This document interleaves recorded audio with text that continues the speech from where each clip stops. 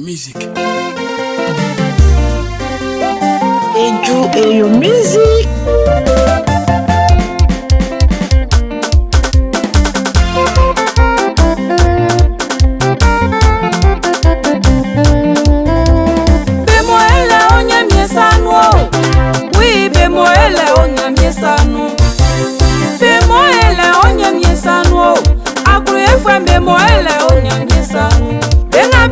Bemoele onyamiesanu awule trafwe mo bemoele onyamiesanu nyamie wa ebemo baba ni mami mu yawo ni njako bendengo sini bafien yesu ajiji nu kanklamo Monsieur le commissaire Fabrice sur son entier menyandanga ke kujo nyamie wa eombo Kekojo nyemye wala waseke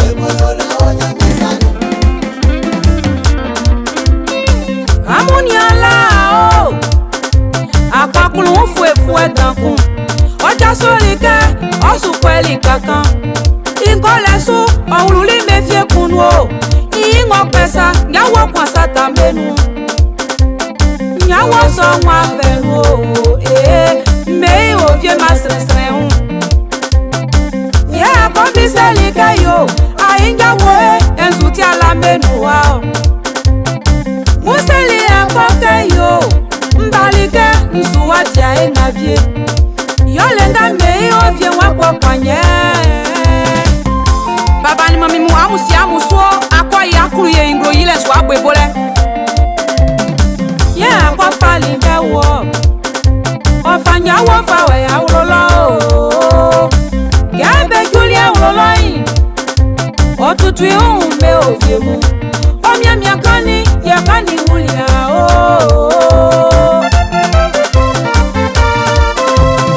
Kenya woeli gwegwei Kekuo akwa wei unale Ofilo moba onijabo bayanu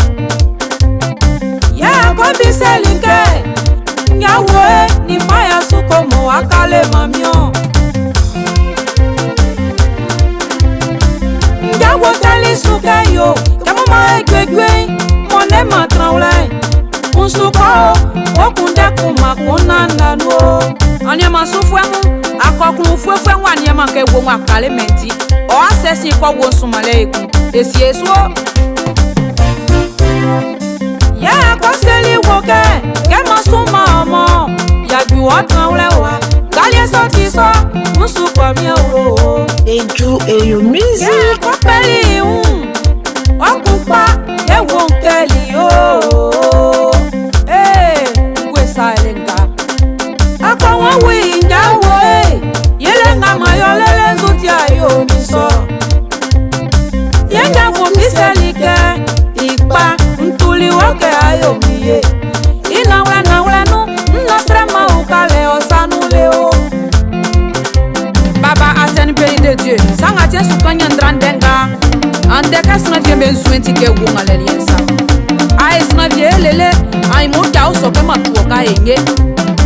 Benga mobe ya kuyemu Betra bangule obe moele onye misanu Saka klola profeti ki bena Oni yelie mama ye fimie Angu moele onye misanu Ande blavye ulipa o Ofeli lele omo basonye lipa Ose iboke, ibotiba efwe Sokunde mwa enonye mei Oku iwa, ba ensu misu Oku iwa, blolo biensu misu Kanya otiliketa o Isi alo baba foste Aku yenga mo ayo belai Sinilie monglo solangie Kayo strame na kwisi akunta o Kevielele omo ele onye miesanu Minye bien innocent Omo ele onye miesanu Grand frère Kofi Patrice Manye miorosu minyama Mi arrange Gaël Nye miorosu o baba